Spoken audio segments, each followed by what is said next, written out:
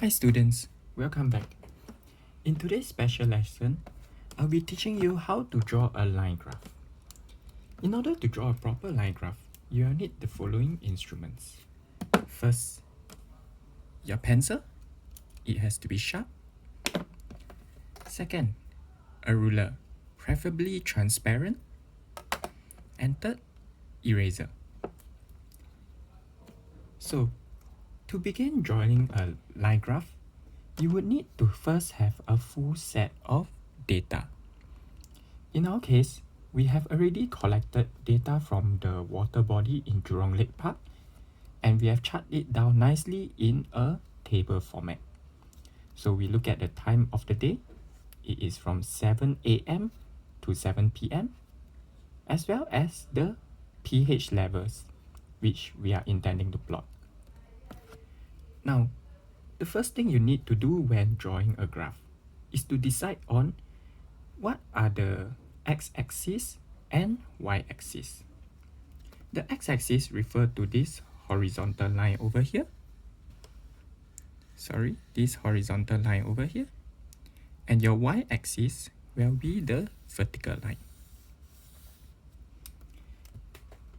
After doing so, we need to think about what are we trying to plot.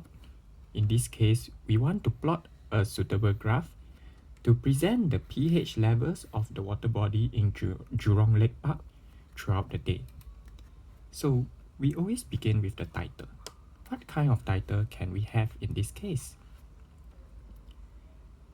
I would decide to give it as pH levels of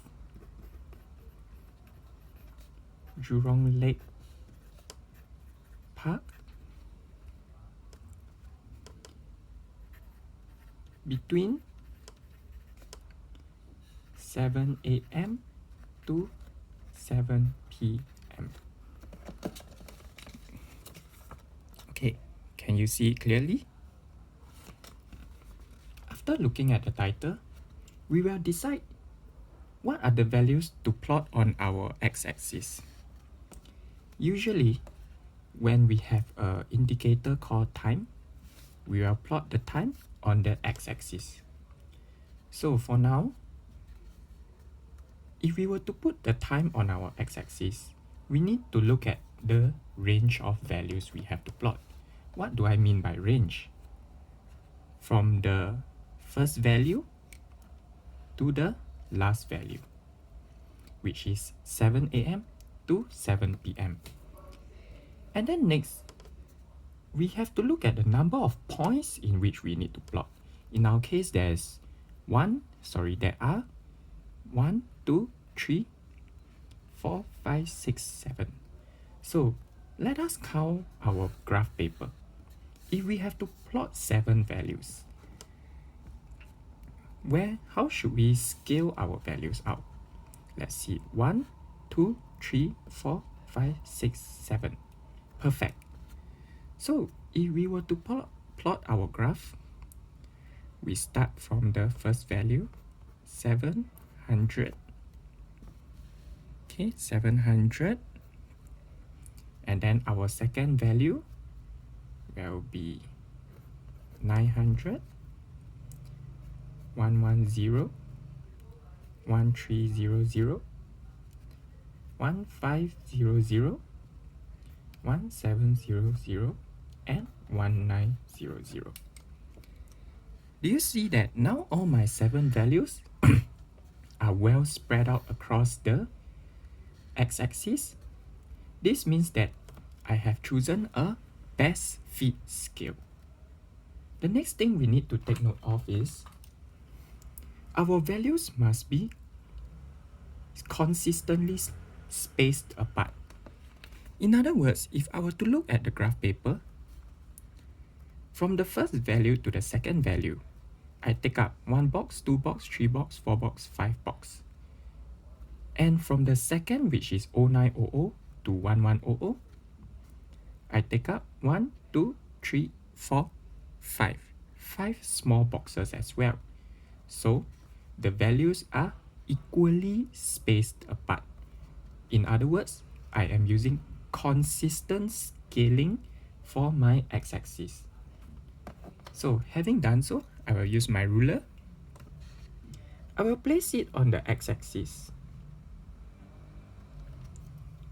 And I will start to draw a line down the x-axis all the way to the last value.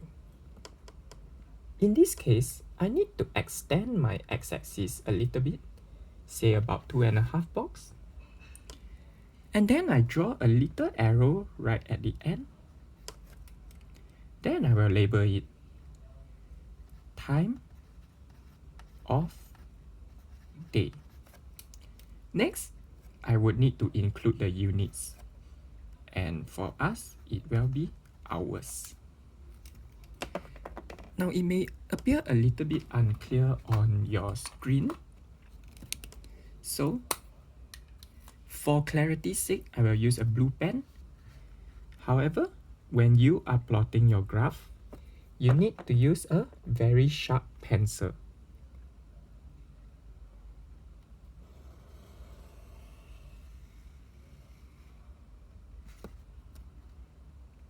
So I'm plotting my axis.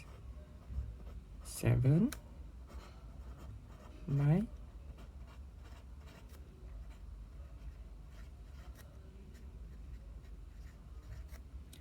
and the hours that I'm writing down is what we call the axis label.